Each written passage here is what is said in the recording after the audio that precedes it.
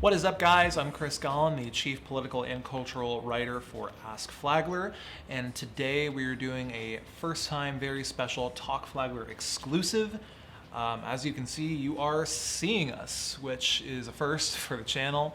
This is our first video interview, and our guest today is Juan Mallorca, better known as just Juan in his solo career, and we are having him on because he has an awesome new single coming out.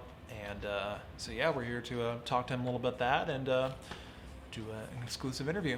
So, first question. Tell me about the music video to this song, which is called Days, by the way. Tell me about the music video to this song. Yeah, so it all started when I sent an MP3 file to Jason Blankmanship, which is also Bad Cloud Media. I sent him the song. I didn't hear from him for like 2 days. And I was like, damn, I guess he didn't like the song or whatever. Like, you know, I was like, wow, all right, man, like, thanks. No, but he took a couple of days off and he hit me back up and was like, hey, man, me and 5 other people have some ideas for this video. We actually came up with the whole, like, storyboard for it. And I was like, what? Like, that's insane to me. You know, I was just blown away. And he showed me the whole storyboard and I had to go with it. And it was just, then from there on, it just happened. After a few months, you know. Awesome. So now I want to go back. Tell us about your very first introduction to playing music. Probably have to be when I think just growing up, going to all these churches that had like these big like stage, stage platforms that were like made the music so big. You know, like 3 guitar players, you know, a bass player, a drummer, and like a percussionist, and just a lot of music going on. And like I remember how like the melodies and the choruses made me feel in a lot of those songs. And yeah, musically it was just super like blissful. And I don't know. That's a very good question. But I think that's when it started. I think that's when I was like really interested in it. Did you play in churches on like worship teams? No, I actually wasn't allowed. I was quite a troublemaker at church, man. And I was playing soccer too. I was an athlete, so I really was just like, oh, I really want to do soccer, but you know, unfortunately, the people at that time were like, yeah, you gotta like not do soccer if you want to like play with us. So basically, they asked me to leave something to do this, and I was just like, nah, I like playing soccer a little bit more right now, at least. Was it because of some kind of like time commitment to doing it? Yeah, and I guess I'm assuming religious reasons as well. You know, they have their rules and regulations, so, you know, who knows? Fair enough. You know what I mean? So yeah. I don't know. Hey, but yeah, I eventually did end up playing music eventually, but yeah. What was your first experience getting into a band? Man, that was the summer of 2016.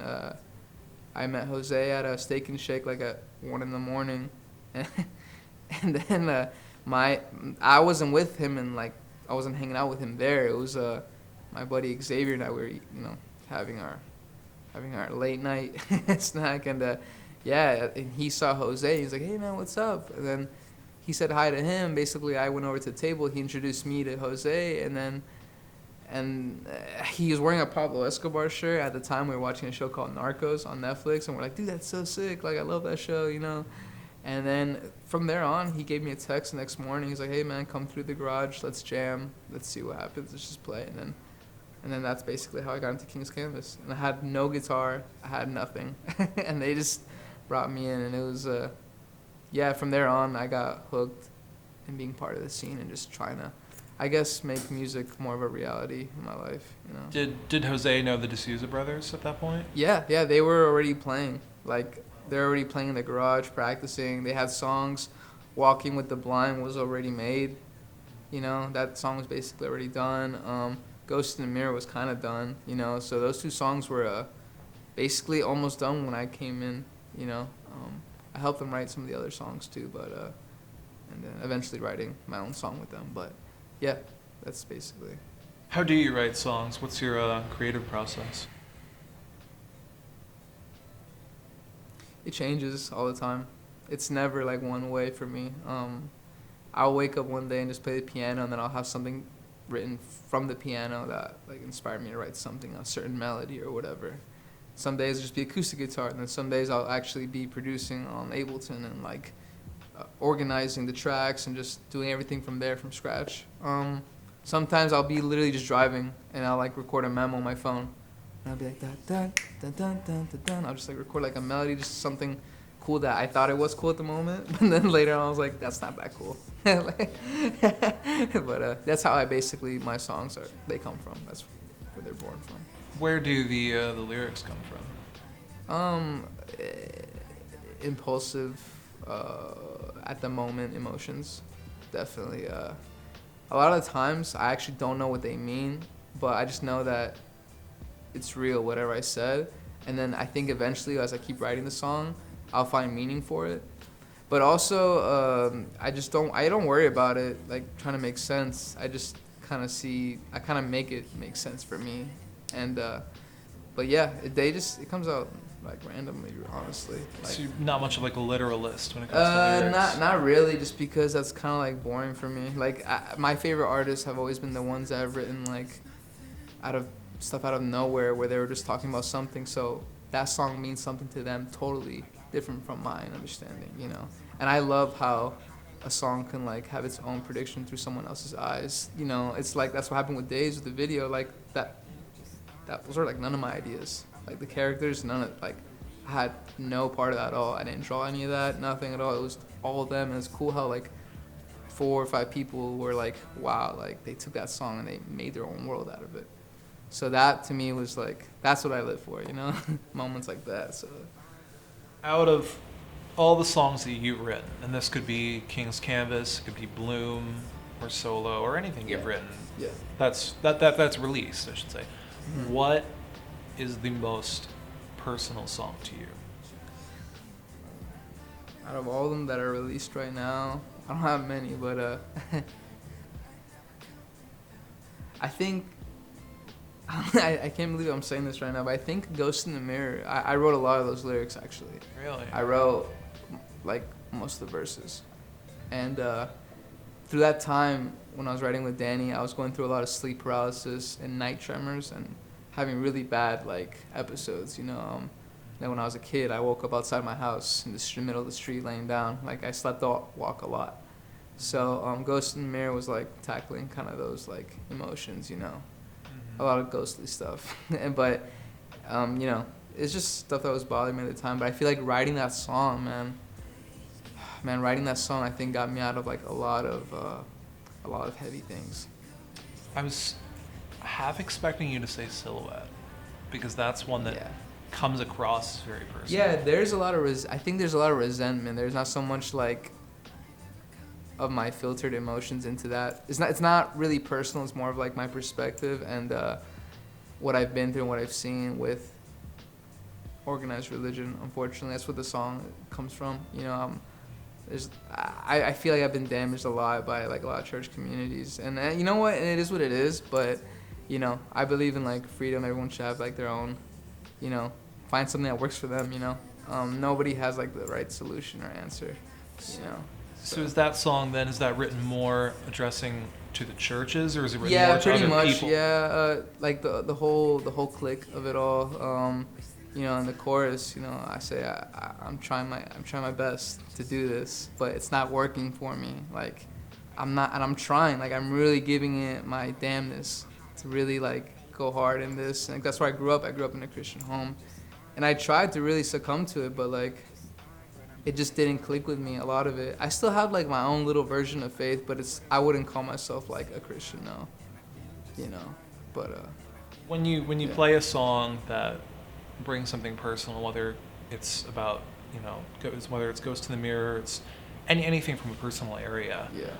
When you play that live, and you play it for people, some of whom know you and know your story, some of whom are just seeing you for the first time, what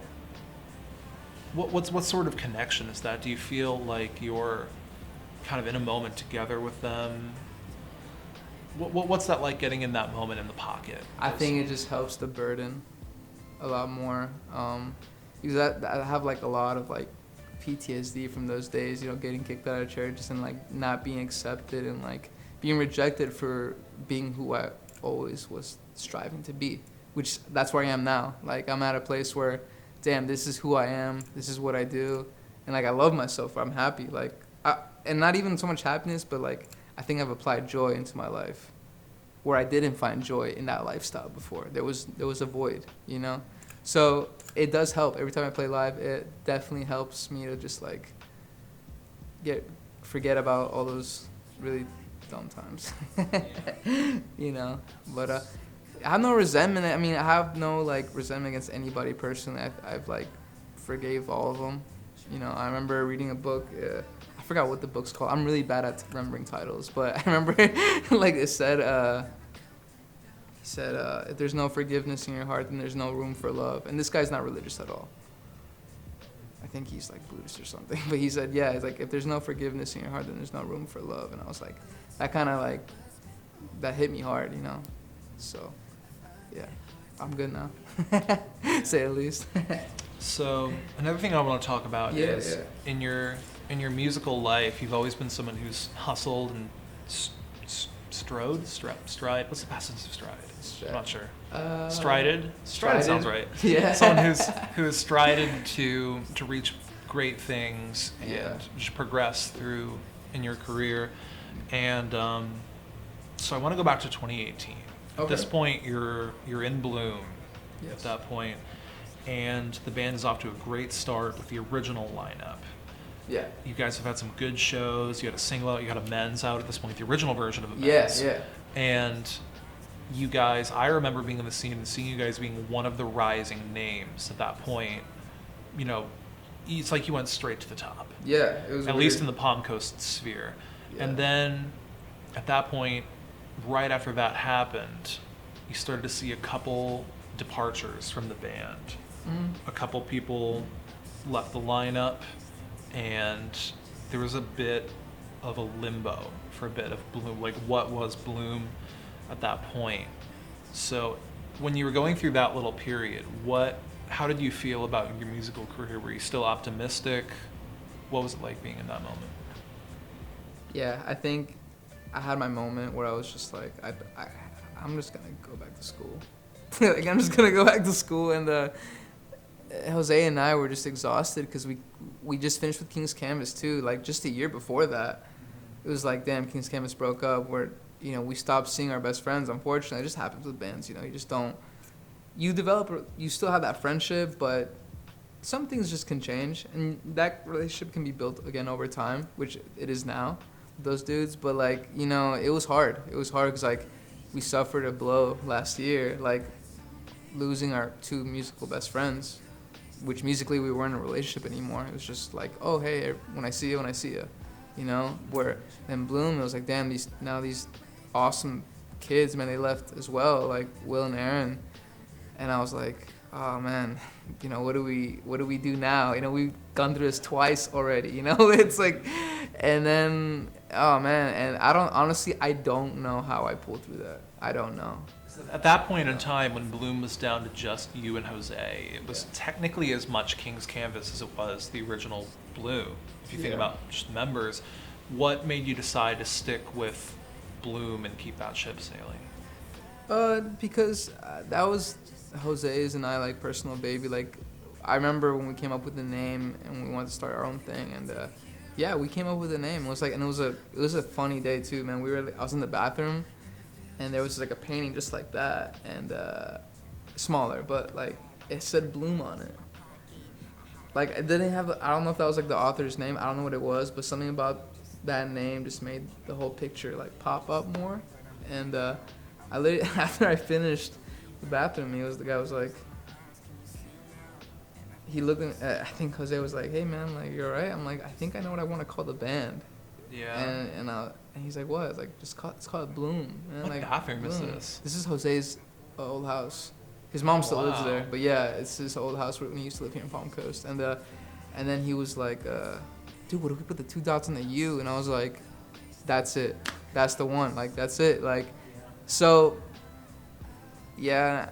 And then I just try to we just try to do the best we can after that, man. You know, just try to make more songs. We dropped an EP, you know, and yeah, and I don't know if you had any questions about Ed or any of those guys, but yeah, those guys are dope too. Like Michael Ricker and Ed, like those guys took Bloom to a whole other level, honestly.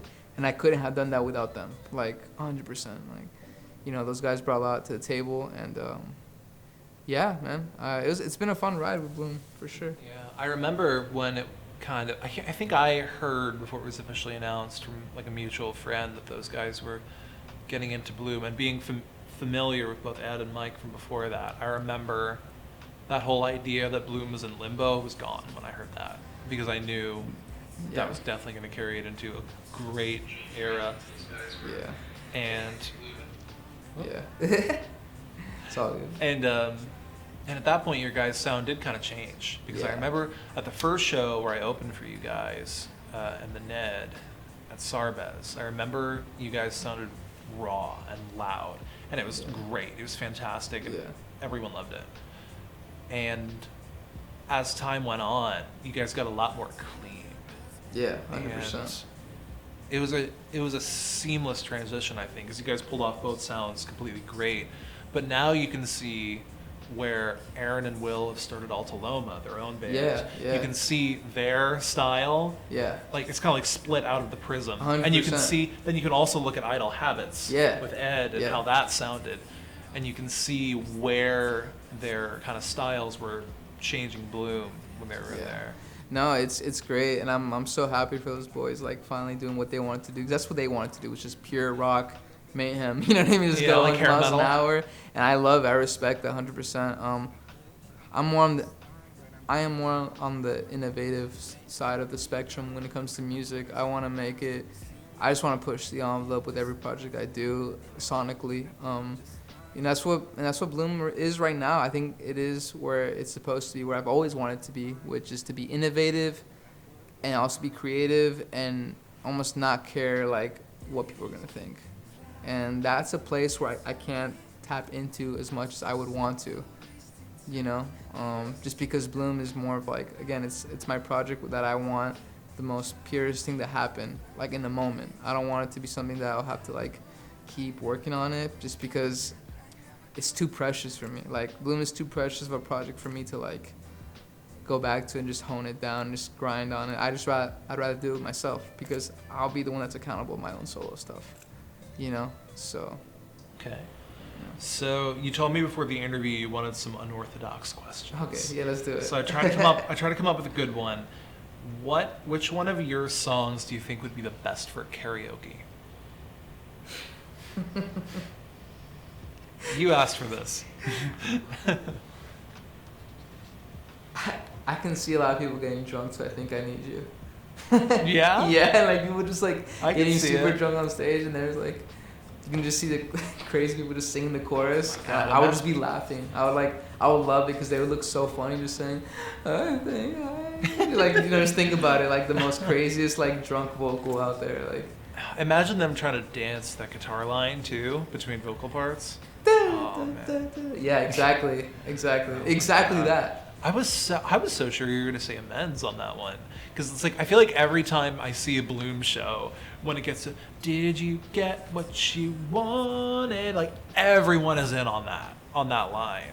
Yeah. There's some value to that one too. Yeah, that's I'll never forget that show I had when we had it in Flowway Fest, when like I heard people that I didn't even like know. I saw a lot of people I didn't know outside singing that song, and I was like, this is weird. Like that was the first time I experienced that, where people I didn't know were singing my songs, and that was crazy.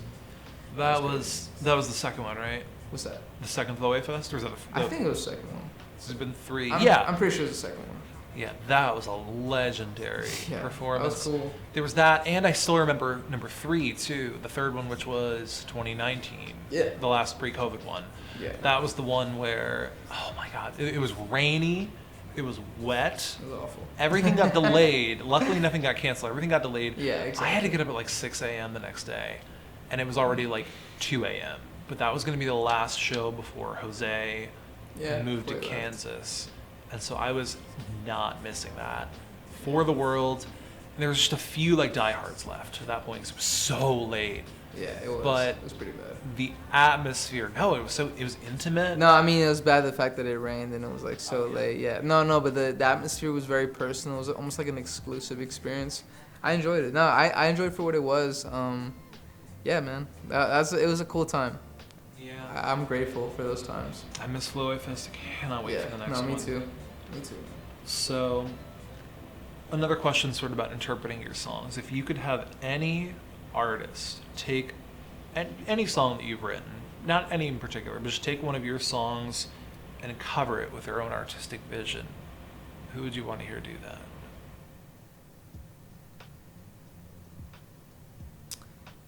I would love to see what Beyonce would do.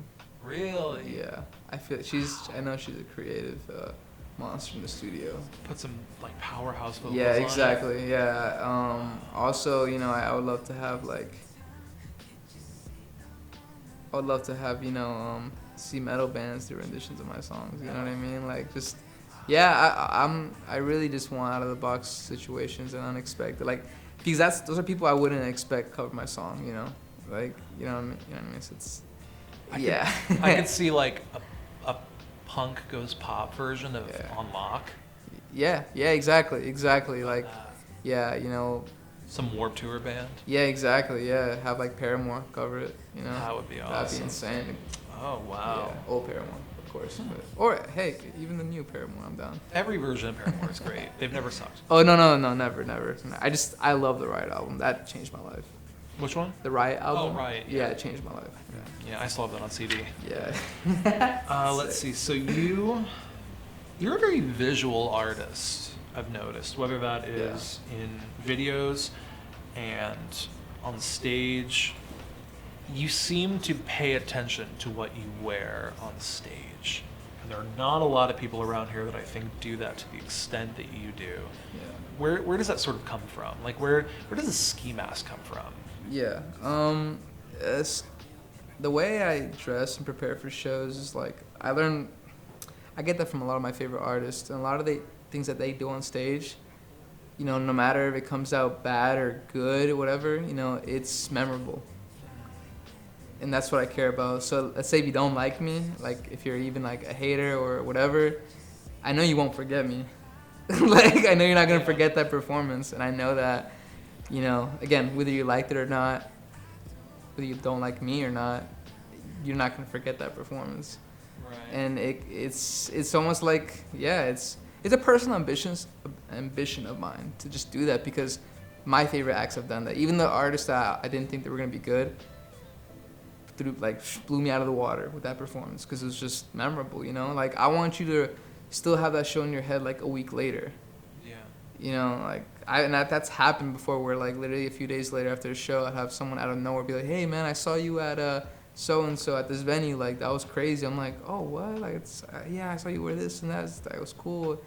Yeah, I like shock value stuff when it comes to stage stuff. Nothing too crazy to cross the line, but yeah.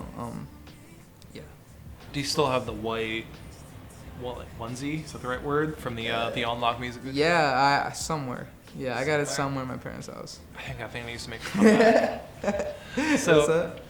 I think it needs to come back at some point for sure. Yeah, I mean we'll see. To some extent. We'll see. I'm very I'm the kind of person to move on. I'm trying to like move on to like once I'm done with something, like I need to, because for me, man, it's like I love neighborhoods that have like different style houses. Like every house is different, I don't like communities or neighborhoods where like all the houses look exactly the same. Yeah. That kind of depresses me and makes me a little sad. Sure. So I definitely like things that are just, that's how I treat my songs. Like, different houses and every. Yeah, I remember I saw Beck. Yeah. He did a music video, I think like 5-6 years ago, where because he's like 40 now, but he, in the video, even though the song was like really downtrodden, he brought back all the outfits from Loser from that video. Yeah. All the crazy stuff. And it was such a cool little callback or award to the people that had followed him that long.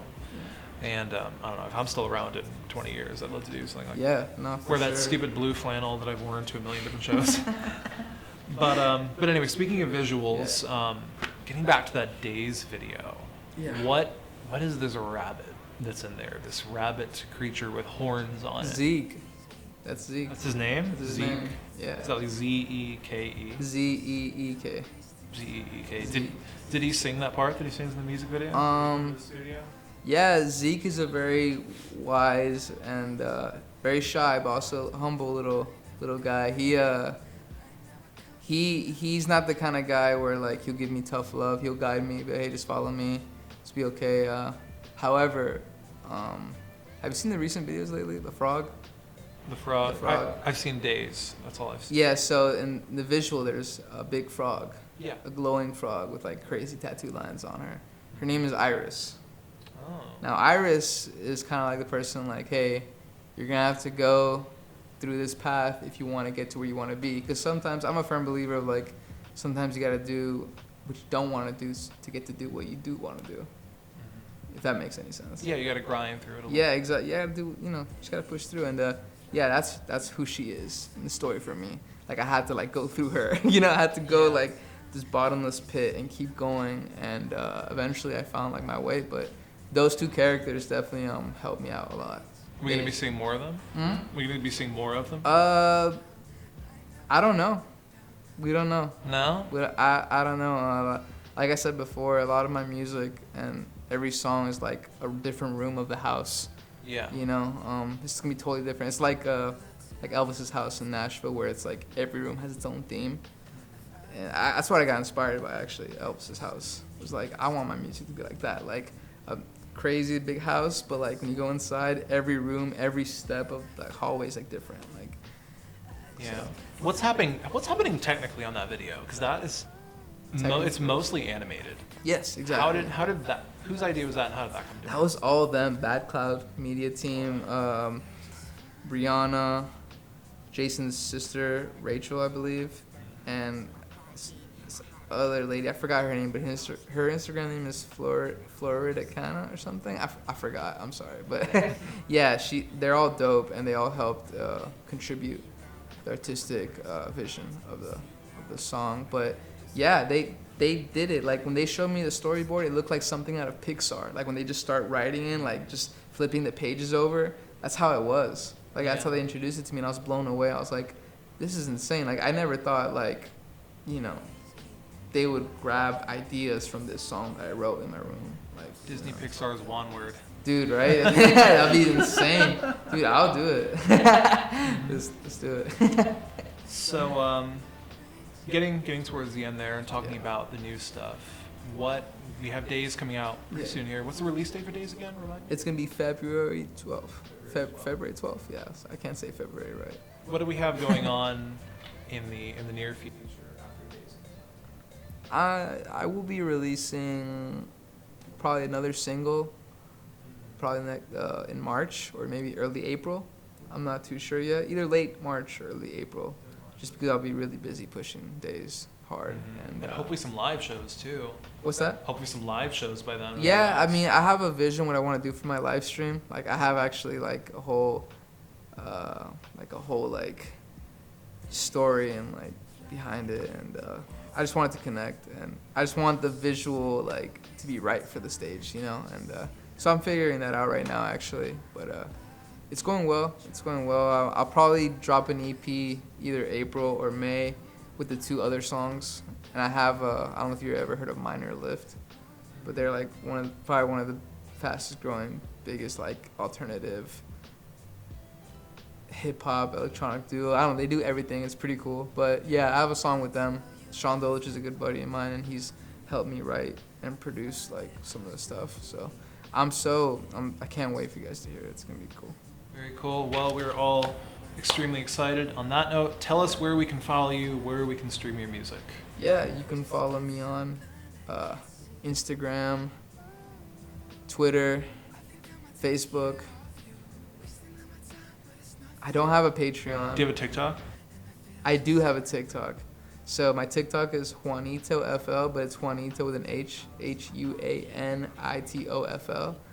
And that goes the same for my Twitter, JuanitoFL, and Facebook.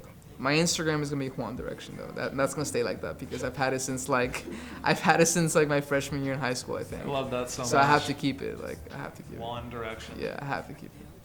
It's just needed. Yeah. But there you go, guys.